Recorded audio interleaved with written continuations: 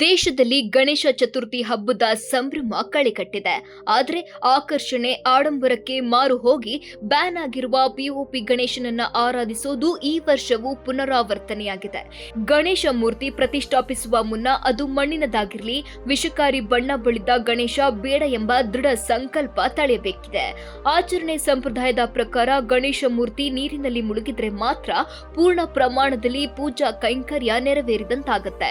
POP ಮೂರ್ತಿಗಳು ನೀರಿನಲ್ಲಿ ಮುಳುಗದೆ ತೇಲುತ್ತಿರುತ್ತವೆ.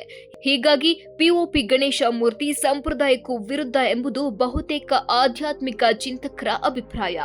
POP Ganesha ಮೂರ್ತಿಯನ್ನ ನದಿ, ಕೆರೆ, ಮನೆಯಲ್ಲಿ ನಾವು ಬಳಸುವ ನೀರಿಗೆ ಮಿಶ್ರಣ ಮಾಡಿದ್ರೆ ವಿವಿಧ ಮೂಲಗಳಿಂದ ರಾಸಾಯನಿಕವು ನಮ್ಮ ದೇಹ ಸೇರುವ ಸಾಧ್ಯತೆಗಳೇ ಹೆಚ್ಚು. ಈ ರಾಸಾಯನಿಕವು ಕ್ಯಾನ್ಸರ್ನಂತಹ ಮಾರಣಾಂತಿಕ ಕಾಯಿಲೆಗಳಿಗೆ ಕಾರಣವಾಗುತ್ತೆ.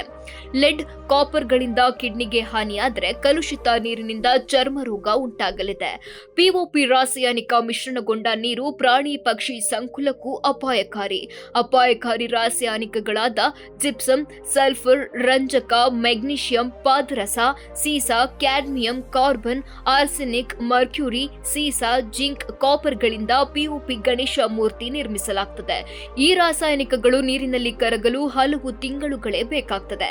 ಸರೋವರ, ಕೊಳಗಳು, ನದಿಗಳು ಮತ್ತು ಸಮುದ್ರಗಳ ನೀರನ್ನ ವಿಷಪೂರಿತಗೊಳಿಸುತ್ತದೆ. ಗಣೇಶ ಮೂರ್ತಿ ಅಲಂಕಾರಕ್ಕೆ ಪಾದರಸ, ಸೀಸ, ಕ್ಯಾಡ್ಮಿಯಂ, ಕಾರ್ಬನ್ ರಾಸಾಯನಿಕ ಬಣ್ಣ ಬಳಸಲಾಗುತ್ತದೆ. ಇದು ನೀರಿನಲ್ಲಿ ಲೋಹ ಅಂಶಗಳನ್ನ ಹೆಚ್ಚಿಸುತ್ತದೆ. ಇದರಿಂದ ಜಲಚರಗಳು ಸಾಯುವುದರ ಜೊತೆಗೆ ನೀರಿನ ಗಡಸುತನ ಹೆಚ್ಚಾಗಿ ಹರಿವಿಗೆ ತೊಂದರೆಯಾಗ್ತದೆ. ಇದರಿಂದ ಹಾನಿಕಾರಕ ಕೀಟಗಳ ಉತ್ಪತ್ತಿಯಾಗ್ತದೆ. ದಯಮಾಡಿ ಪಿಒಪಿ ಗಣೇಶ ಬಿಡಿ ಅನ್ನೋದು ನಿಮ್ಮ ವಾರ್ತಾ ಚಕ್ರದ ಕಳಕಳಿ.